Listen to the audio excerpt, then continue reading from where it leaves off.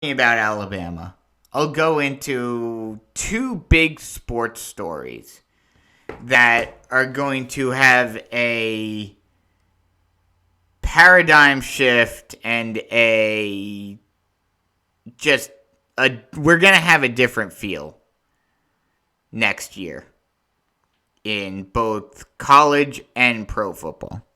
First, college, Nick Saban retiring. Huge story last night, or yesterday rather. And it doesn't, I mean, it surprises me. It did surprise me that he decided to retire after this year because he was so close to winning another national championship. I thought he was going to want to go out on top. But then I thought about it, and I said, this actually makes sense because he realizes that his path to a national championship is going to get twice as hard, actually 3 times as hard next year with the 12-team playoff. Because now, I mean, granted, more often than not, they will probably get that first round bye as one of the top 4 teams. So it really only makes it twice as hard, but still it makes it twice as hard for him, and he realizes that, like I've said for years now, and we're gonna finally discover it next year. The more teams you put in, the harder it gets for the top teams to be able to just glide their way in.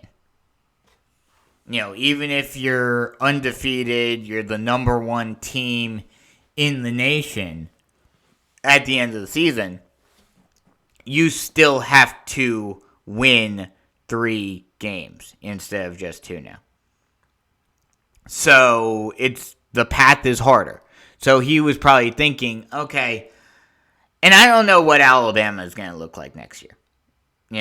They've got a decent amount of pieces coming back, but like I said, it gets harder. So the fact that it's harder, he's probably thinking, okay, do I really want to stick around? And I don't know how many years, even if he were to want to come back, how many more years he has left in the tank. He's getting up there, let's just put it that way. So, with that being said, he probably thought, okay, this is my time to exit. Yeah, I didn't win a national championship on my way out, but it's still my time to go because it's going to be even harder for me to finish on top starting next year. And so as a result, he's saying, do I really want to do I really want to stick around for another year in the hopes that I'm able to win a national championship? Because then if I don't, then it goes to another year and another year and another year until he finally does, and there's no guarantee that he would. So it's going to be interesting to see who Alabama decides to hire as the new head football coach.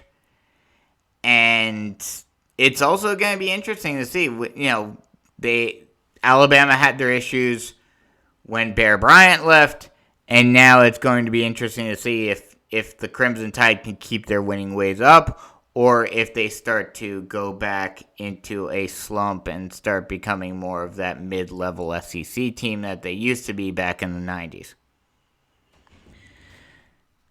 And then on the NFL side, announced this morning, Bill Belichick is going to be the rumor. It hasn't officially been announced, but the rumor is that the Patriots and Bill Belichick are expected to part ways after Bill has been with the Pats for 24 seasons, 6 Super Bowls.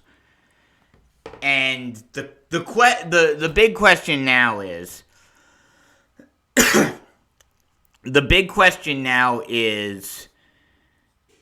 does Bill go somewhere else to try to prove that he can do it elsewhere, or is he done? But let me just say this. Now that both are gone from the Patriots, and this is a very unpopular take, but it's the truth. Look at what both have done since they parted ways. Tom Brady made Bill Belichick. Without Tom Brady, who knows how long Belichick lasts in New England? They certainly wouldn't have won 6 Super Bowls. Let's just put it that way. Let's just end that. They certainly wouldn't have won all those Super Bowls. And look at what Brady did in Tampa Bay. Yes, he had the pieces around him, but Belichick only lost Brady. And he brought in Mac Jones, who, you would think, here's the thing. Everyone back in the day when this debate was ongoing, when they were together, who is more instrumental in the dynasty, Brady or Belichick? Everyone said, oh, Belichick is the bigger piece because Brady is just a system quarterback. And that thought process would make you think, okay, if Brady is a system quarterback and it's all built around Belichick's system, which, you did get glimpses of this with, like, Garoppolo, that, it could potentially be because of the system and not because of Brady. But when push came to shove, when the two separated, Brady was able to have success elsewhere in another system, whereas Belichick was not able to have that same amount of success with other quarterbacks. So that proves it right there. I said this back after Brady won the Super Bowl. But especially now that Belichick has, not sure if he's retiring officially or if he's going to try to find another job. But either way, Brady made Belichick, not the other way around. It is as simple as that.